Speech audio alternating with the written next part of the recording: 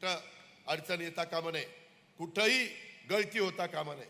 Direct तिचं आधार card माझ्या मायमाऊलीचं आणि तिच्या अकाउंटला पैसे, मध्यस्थी नाहीच. नाहीतर ते कुणीतरी तू जाऊन दे, मग त्यांनी 1,500 लाडकी बहीण तुला 1,500 1400 घे, तुला 100 मला राहू दे ना, झालं बघ. मला एक तर पैसे कमी, त्याच्यातही 100 रुपये काढायला निघाला. असं काही ठेवलं नाही. जुलै ऑगस्टचे पैसे ऑगस्टला दिले, सप्टेंबरचे दिले. ऑक्टोबरला लक्षात आलं की आता आचारसंहिता येणार आहे, ते पैसे आम्ही त्या पद्धतीनं तुम्हाला ऑक्टोबरलाच दिले. 1, 2, 3ला दिवाळी होती. दिवाळीच्या आधी पैसे मायमाऊलींना मिळाले की नाही? मिळाले. त्या पद्धतीनं तुला नाही दिलं, त्यांना दिले. त्याच्यात मायमाऊली खुश झाल्या. तुम्ही काळजी करू नका, आपल्याला पुढे ही योजना 5 वर्ष चालू ठेवायची आहे. तुम्हाला माझ्या शेतकरी बांधवांना 3, 5, 7.5 पाऊस काळ चांगला झालाय. धरणात पाणी आहे, नांदूर मंदिरला पाणी आहे, कॅनॉलला पाणी येणार आहे, विहिरीला पाणी, बोरला पाणी आहे. तुमचं बिल माफ करून टाकलेलं आहे. मागचं बिल द्यायचं नाही. विरोधक खोटं सांगतायत, मागचं बिल देतील, अजिबात देणार नाही. मागचंही बिल द्यायचं नाही, चालू बिल द्यायचं नाही आणि पुढचंही बिल द्यायचं नाही.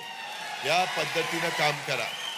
आणि पुढं मी आणि देवेंद्रनी 9,500 मेगावॉट आम्ही आता सोलरवर वीज तयार करतोय. सगळं काम सुरू झालेलं आहे. 35,000 एकर जमीन वेगवेगळ्या लोकांना दिलेली करारांनी, ती वीज आल्यावर तुम्हाला दिवसा वीज मिळणार आहे. दिवस उजाडला, पंप चालू, पाटानी पाणी द्या, पंप चालू करा, ड्रिपनी द्या, स्प्रिंकलरनी द्या, ज्याने द्यायचं आहे त्यांनी द्या. पंप चालू. दिवस मावळला, गरीब बायका पोरांच्यात जायचं, घरच गाठायचं, दुसरी कुठे जायचं नाही. आणि बायका मुलांच्यात राहायचं, गप्पा मारायच्या, जेवण करायचं, पोराचं कसं चाललंय, पोरीचं कसं चाललंय. आत्ता काय होतंय, आठवड्यातले निम्मे दिवस रात्री, ती रात्री बिबट्या कधी सांगता येत नाही.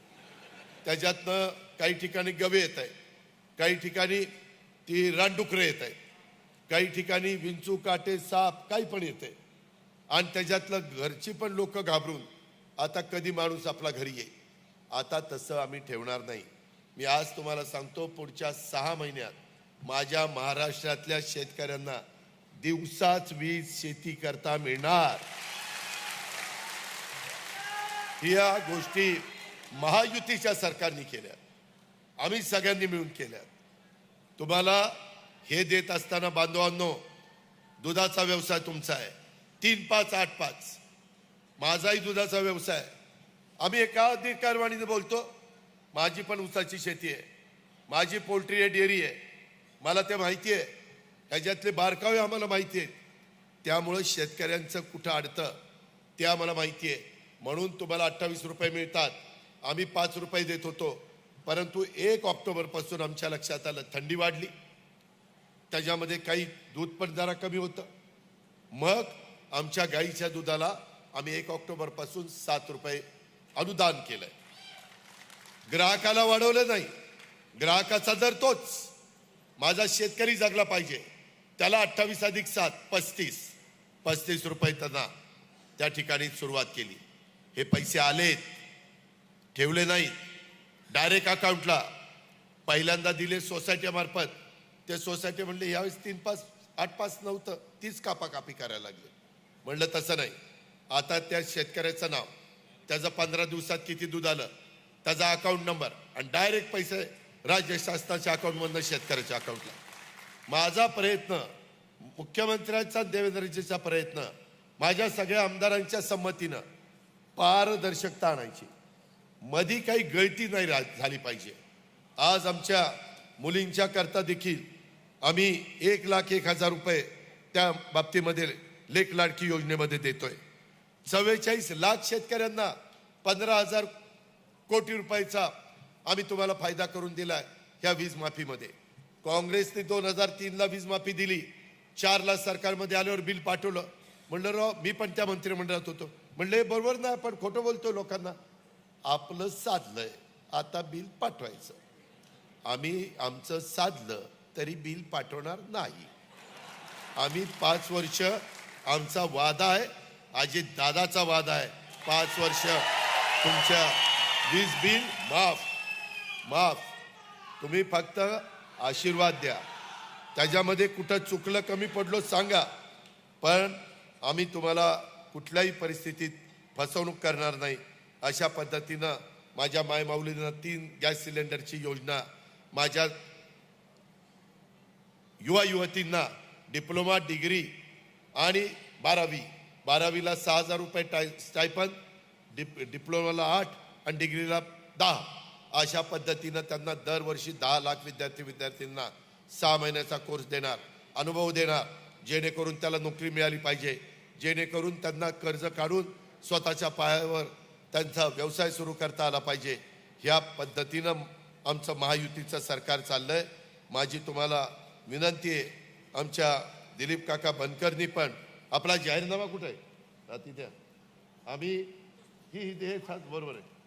आम्ही प्रत्येक ठिकाणी मी जेवढे उमेदवार राज्यात उभे केलेत, आम्ही महायुती, भाजपने काय करायचं, शिवसेनेने काय करायचं त्यांचा अधिकार. मला ज्या जागा आल्या, मी नेहमी सांगतो, मी शिवशाहू फुले आंबेडकरांच्या विचारधारेनं चाललोय. कालही चाललो होतो, आजही चाललोय, उद्याही जाणार. हे सगळं करताना त्या संदर्भामध्ये आम्हाला तुम्हाला सांगायचं आहे की सोशल इंजिनिअरिंग मी केलंय. मला जेवढ्या जागा मिळाल्या, घडीभर 60 जागा मला मिळाल्या समजा, त्याच्यातल्या 12.5% जागा आदिवासी प्रतिनिधित्व दिले. आदिवासी तुमच्याच इथं हिरामण खोसकर, नरहरी जिरवाल आणि आमचा नितीन पवार, तिकडं दौलत दरोडा, तिकडं डॉक्टर लामटे, तिकडं विदर्भात बाबा आत्राम. ह्या पद्धतीनं मी 12.5% प्रतिनिधित्व त्यांना दिलं.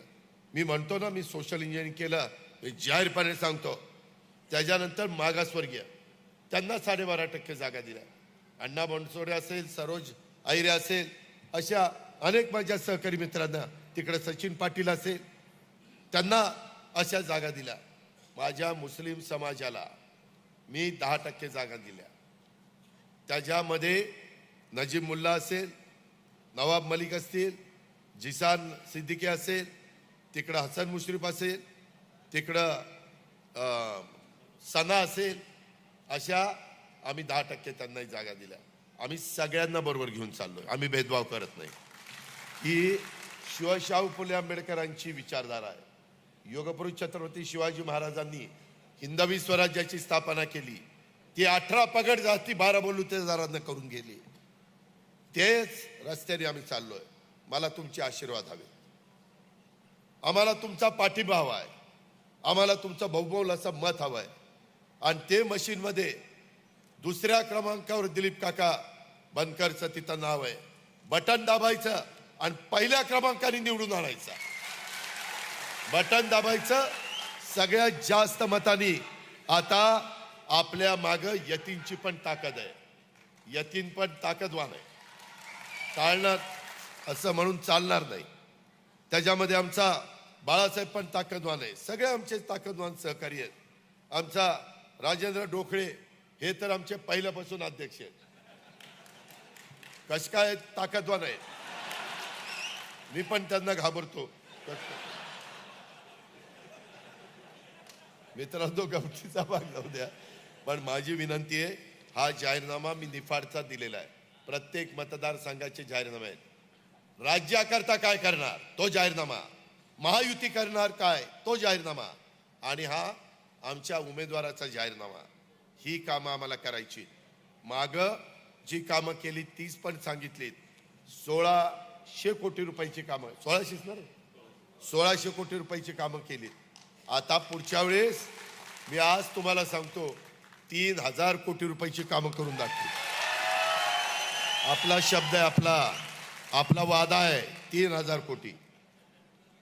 तशा पद्धतीनं तुम्ही घोषणा नुसत्या देऊ नका, बटन दाबाची. याच्यातच जोर गेल्यावर 20 तारखेला काय कराल, जोर जरा जवळ ठेवा. आणि तुम्ही पण या टक्केवारी मताची करा. माय माऊलींनो, तुमचा लाडका भाऊ तुम्हाला सांगतोय, तुम्ही माझा ऐका, घड्याळाच्या चित्राचं बटन दाबा पुढं तुमची पण योजना चालू राहील. पुढं आणखीन काही तुम्ही सांगितलं बांधवांनो, तुम्ही सांगितलं ती करण्याची धमक आणि ताकद महायुतीमध्ये. का तर केंद्र सरकार आमच्या बरोबर आहे, त्यांचा आम्हाला पाठिंबा आहे, त्यांचा आम्हाला आधार आहे. आणि ह्या पद्धतीनं आपण चांद्यापासून बांद्यापर्यंत तुमच्या माझ्या महाराष्ट्राला अतिशय जोमाने पुढे नेण्याचं काम करू आणि पुन्हा एकदा दिलीप काकाला आमदार करू, एवढीच आग्रहाची नम्रतेची कळकळीची विनंती करतो आणि थांबतो. जय हिंद, जय महाराष्ट्र.